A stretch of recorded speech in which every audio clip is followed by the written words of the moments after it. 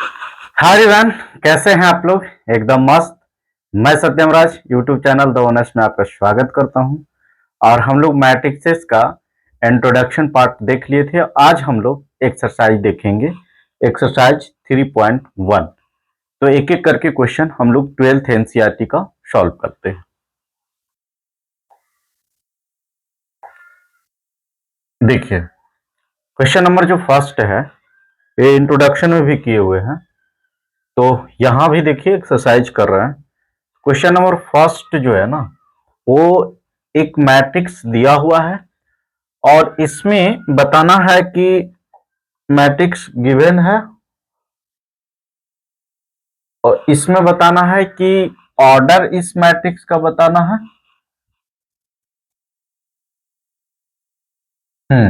Order बताना है। आ, फिर नंबर ऑफ एलिमेंट्स बताना है। और थर्ड जो है ना, ये A13 का एलिमेंट्स कौन होगा, A21 का। इस तरह से हम लोग को बात करना है। तो देखिए, फर्स्ट ऑफ ऑल हम लोग लिख लेते हैं। तो देखिए लिखा हुआ है 2 5 2 5, फिर 19 -7, 35 -2, 5/2, 12, √3 1 -5 17। ये आपका गिवन है। तो हम लोग इसमें रो और कॉलम देखने के लिए क्या किए हुए हैं कि इसको हम लोग हॉरिजॉन्टल और वर्टिकल लाइन ड्रॉ करते हैं। तो देखिए, सबको काटते हुए कितना हॉरिजॉन्टल लाइन ड्रॉ हुआ, तो ये हो गया फर्स्ट। फिर दूसरा, इसको काटते हुए ये जो हो गया सेकेंड रो हो गया। फिर तीसरा लाइन ड्रॉ करेंगे, इसको काटते हुए ये हो गया थर्ड रो।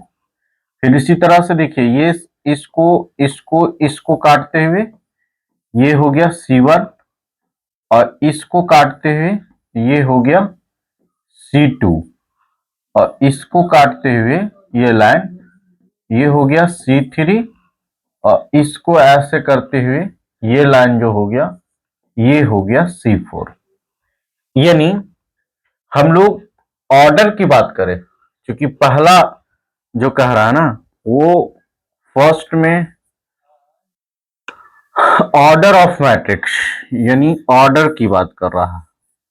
तो ऑर्डर कितना होगा, तो ऑर्डर आपको बताए थे कि रो और कॉलम को प्रोडक्ट को हम लोग ऑर्डर कहते हैं। तो रो इसमें कितना है, तो 1 2 3 और कॉलम कितना है 1 2 3 4। तो इसका ऑर्डर क्या हो जाएगा, पहले रो को लिखते हैं 3 और इनटू में 4। ये हो गया ऑर्डर। फिर है सेकंड। सेकंड कह रहा है कि नंबर ऑफ एलिमेंट्स। तो नंबर ऑफ एलिमेंट्स जो हो जाएगा ये यानी नंबर ऑफ एलिमेंट, इसके अंदर कितना लिखा हुआ है ये हम लोग को पता करना है। तो देखिए, या तो काउंट कर लेंगे, नहीं तो अगर जो इसको और इसको प्रोडक्ट जो करते हैं यानी 3 इंटू में 4, तो वो नंबर ऑफ एलिमेंट्स मिल जाएगा। तो नंबर ऑफ एलिमेंट कितना हो गया 12। फिर कह रहा है, देखिए थर्ड नंबर क्वेश्चन। तो थर्ड नंबर जो है आपको ये कह रहा है कि A13, इसका मतलब ये रो शो कर रहा है, ये कॉलम, यानी उस एलिमेंट्स का नाम बताना है जो रो 1 में है और कॉलम 3 में है। ठीक है, तो देखिए रो 1 में और कॉलम 3 में, तो देखिए R1 ये मिल रहा है और C, तो ये कहां कट कर रहा है, तो देखिए इस पॉइंट को कट कर रहा है। जहां पे कट करेगा ना उसी एलिमेंट्स को हम लोग लिखेंगे। तो इसका वैल्यू कितना हो गया, तो इसका हो गया 19। ठीक है, उसी तरह से पूछ रहा है A21, इसका मतलब ये रो 2 को बात कर रहा है और कॉलम 1 की बात कर रहा है। तो रो 2 ये है और कॉलम 1, ये है, तो ये यहां कट कर रहा है, कॉलम 1 रो 2, तो ये 35, यानी जहां ये लाइन कट करेगा उसी को हम लोग कंसीडर करेंगे, तो इसका हो जाएगा कितना 35। ठीक है, अब हम लोग को आगे क्या बताना है, A33, यानी ये जो है ना R3 को शो कर रहा है, पहले रो को शो करता है, और ये कॉलम यानी C3 को शो करता है। तो ये जो कॉलम थर्ड तो ये है, और कॉलम ये है, यानी इस एलिमेंट्स को बात करता है, तो इसका वैल्यू कितना हो जाएगा -5। फिर एक A24 को बताना, यानी सेकेंड रो और फोर्थ कॉलम, सेकेंड रो और फोर्थ कॉलम, यानी इस एलिमेंट्स को बता रहा है, सेकेंड रो 4 कॉलम, तो यहां कट कर रहा है, तो इसका मतलब इसका जो वैल्यू हो जाएगा वो 12 हो जाएगा। अब लास्ट जो है वो लास्ट कह रहा है कि A23, A23 यानी रो सेकेंड ये है, और थर्ड इसको बता रहा है, तो इसका वैल्यू कितना हो जाएगा 5/2। तो एक बार इसको आंसर मिला लेते हैं, यानी A13 का वैल्यू हो गया 19, 35 -5, 12, 5/2। गुड। तो इस तरह से हमारा जो है क्वेश्चन नंबर 1 जो है वो फिनिश हुआ। तो आप लोग चाहें तो लिख सकते हैं इसको, फिर हम लोग नेक्स्ट क्वेश्चन करेंगे। चलिए अब हम लोग क्वेश्चन नंबर 2 देखते हैं।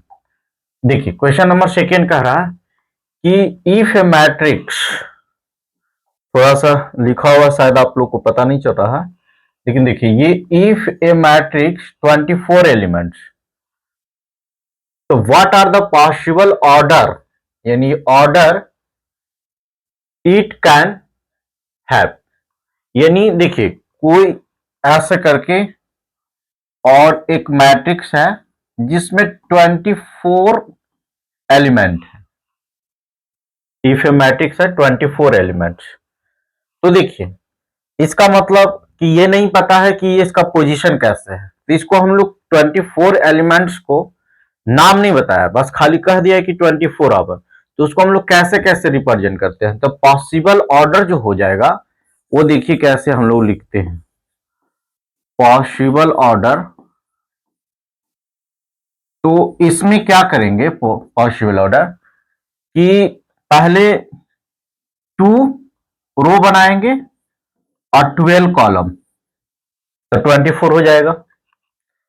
उसके बाद में उल्टा 12 रो बनाएंगे और 2 कॉलम बना देंगे। ठीक, यानी ओवरऑल ऐसा समझिए कि वो सारा वैल्यू को लिख देना है जिसको प्रोडक्ट करने के बाद 24 आया, वही पॉसिबल ऑर्डर हो जाएगा। तो देखिए ये हो गया, फिर कितना 8 इंटू में 3, और फिर 3 इंटू में 8 हो जाएगा, फिर 6 इंटू में 4, और 4 इंटू में 6 हो जाएगा।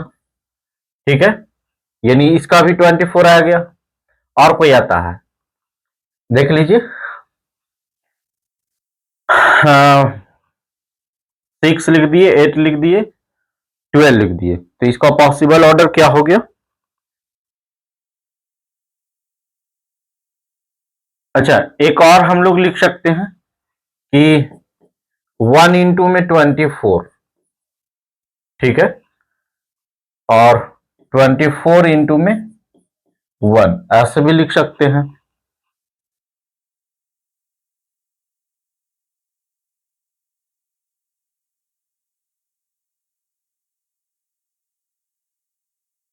कितना ऑर्डर हो गया, तो देखिए 1 2 3 4 5 6 7 8, तो इस प्रकार आप प्रोडक्ट के फॉर्म में लिख सकते हैं, जिसको ये हो गया।